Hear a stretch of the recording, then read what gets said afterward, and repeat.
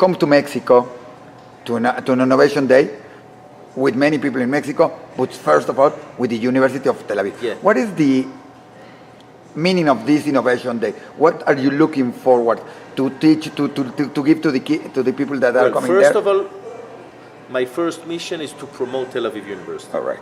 I put it right on the table, to promote Tel Aviv University, because we are an isolated country, and we have all the time we have to make PR and promote Israel, because not many people are aware of it. Yes. And I'm very happy to share my knowledge and my experience with other countries, because the way to succeed is to collaborate with as many countries as possible and to meet new opportunities.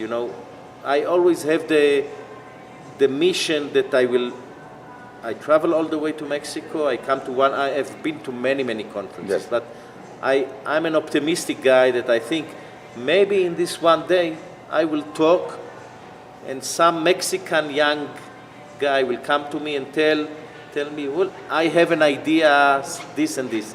And maybe this will lead to a new revolution or to a new product or to this student come to study at Tel Aviv University.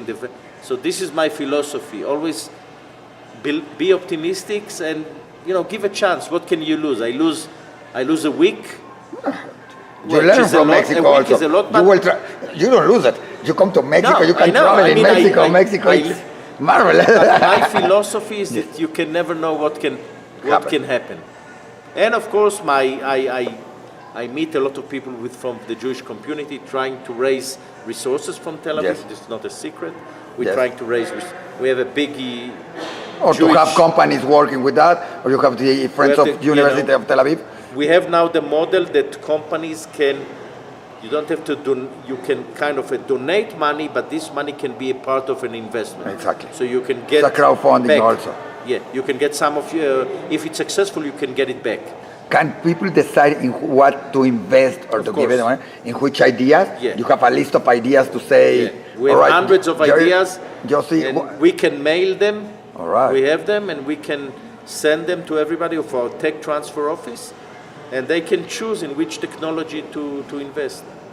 What are the best areas, or which areas do you have? Because many people will see the interview and say, all right, do you have this? Do you have this? What are the areas, for example? Hundreds of labs. Yes. So the most advanced now, I think the most popular now are artificial intelligence, which is a very hot topic. Machine learning and artificial intelligence. We have a lot of technologies in renewable. What do you think about that of the machines? There are two very important currents. Elon Musk said that maybe there will come a robot that will conquer the movies we saw there. That the robots will rebel against humans, and there are others that say we don't need it. It won't happen. No, what do you think about artificial intelligence? So I think, first of all, it is the future, and everything. It's almost the artificial intelligence is almost everywhere now, and machine learning, and it can be dangerous. It can be that, but it can be that I'm not specifically know when and if, but it is possibility that the robot can be more clever than us. We have to be careful not to use the robots in all fields, in order for them not to be. But there is one big advantage that we have on robots, and this is what we have to train our students for, and this is of humanistic skills. The robots, they don't have the soul, they don't have some humanistic skills that the persons have. They cannot love. For now, yeah. But so this is what I mean to say. This is what we have to develop in our future engineers. We have to develop them also to give them non-engineering skills in order that they will be able to compete with the robots.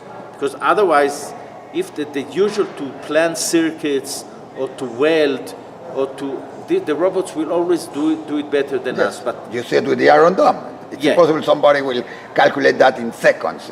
Of course, this is a computer calculates much faster than a person. But in order that the engineer should stay relevant, we have to provide them and teach them also humanistic skills, not only technological skills, humanistic skills. And just one example, now in our university we have a special program for the top engineer, for the most excellent engineers, to give them humanistic courses. That includes ethics? Ethics, philosophy, anthropology, sociology. You have to know to talk to people. If you want to sell your product, you don't have only to invent. If you invent a good product but you don't know how to market it, it will not be a successful product. Or to think about a product, all the successful products nowadays are not based on technology. They are based on ideas. All right. Ideas which robots may not be able to invent. The idea of Facebook, the idea of Airbnb, the idea of Amazon, or of all these ideas are related to humanistic. You understand? Or to human needs. Yeah. So I think this should be the emphasis of future engineering, and we are already there. And what's happened with ethics? Because also in engineers, ethics is it's very complicated, because now you can create a superhuman. And for example, I don't think in the near future robots will have ethics. Maybe in the future also. But if we want not to lose all the jobs to robots, we have to develop humanistic skills to the engineers. What do you teach about ethics? Because where does it stop? Because now we have a course in ethics now. All right. We have a course in ethics. Does that include, for example, also, Jewish religion or religion? Because it's very. I was talking with somebody about DNA engineering, about genetics engineering. Yeah. Now you can decide if you want not just a boy or a girl, if you want him with blue eyes, if you want him like that. They say it's for. So we have a special course in medical ethics.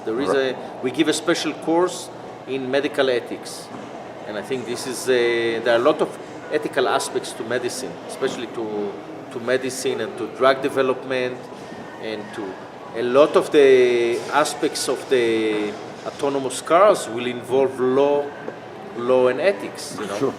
And what's happened with religion? You are in Israel. It's a matter that it has to be taught in Israel, because religion has some power, or have some ideas, or have some influence. So we don't directly teach, we don't give them courses in religion, but we allow them to these students who take humanistic studies, they can take courses related to religion if they want. But religion doesn't get involved in the university when you are investigating something, or somebody says that's against Judaism, that's against what God said. No, it can't be really. It's a very delicate line for me to say, all right, God created that, or it's the decision of God, or I'm creating it, and I'm supervising God. This is a good question. I never gave a deep thought about it, or I never encountered such an issue in Tel Aviv. I never encountered. There are philosophical questions, but religions, for example, one of the leading developers of the autonomous cars is Mobileye in Israel. Yes. And we talked to them a lot, and I heard a lot about ethical conflicts and philosophy, but not about religious. I must say, I never encountered it, but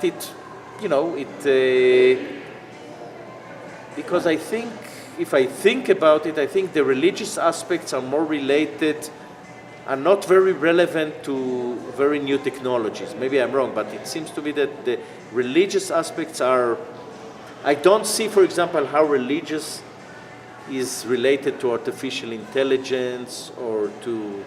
I don't know if maybe they have to learn. If they have to learn Torah or knowing how to deal with something, a product has to know that he doesn't have to work on Shabbat. Yeah, or it's an artificial intelligence that the robot or the robot has to know that from this hour it has to know to work. The religious people allow robots to work on Shabbat. It's allowed. If you're not, the robot is not Jewish, so he's allowed to work on Shabbat. They didn't make him a priest. All right, that's interesting. You can have maybe that will be a solution for religion people, for religious. Yeah, maybe. Next time you will have a robot to working for you. You know, we have a lot of factories that work on Shabbat and a lot of. So the work then is allowed to, if it's done by non-Jewish people or by robots. All right. So this is not we don't encounter this so much. Good question. Religion, you know, in many other countries, when religion gets inside politics, and I don't want to talk about Latin America Israel, or Arabs. in Israel, it's a lot. It's when you have religion there, you have many conflicts about that. I remember that sometime it was the minister, the science minister, he was a religion, an Orthodox Jew, and when I asked him, all right, it doesn't shock some studies going against biology, physics, going against what it's supposed to be because God told us, and he told me you have to be very careful about that. So tell me, and we were talking about Mexico and the event in Mexico. What would you love to live here in Mexico, and what are you going to talk not only with people to reach money? Are you going to talk with some people in Mexico, in Conacyt? You are going to have many people there. What would you like to do with them? Mexico and Israel has now a very good relation. So what I would like very much is... Or are you looking for do something with Mexico? We would like very much to have Mexican students in Tel Aviv University. We have many international programs. Yes. And the more we promote Tel Aviv University, we want Mexican students to come for short courses or for a degree to study in Tel Aviv University, because I think it's a win-win situation for both sides. And for Mexican businessmen to invest in Tel Aviv technologies, and for people, for mainly Jewish, but even non-Jewish people to invest in our technologies, because without donations and investments, we cannot go You said forward. something important. You are reaching for money, but that money, people have to know that a big part of that money is used for scholarships for Mexican students, Jews and non-Jews, a lot of non-Jews, we know, to go to learn in Tel Aviv University and come back to Mexico and apply what they learn, because it could be very interesting to have that model of studying, of that model of working in Mexico. You mean to give scholarships? Some of the money is used to the scholarship, because we want people from Mexico to go learn in Israel and bring back that knowledge to Mexico.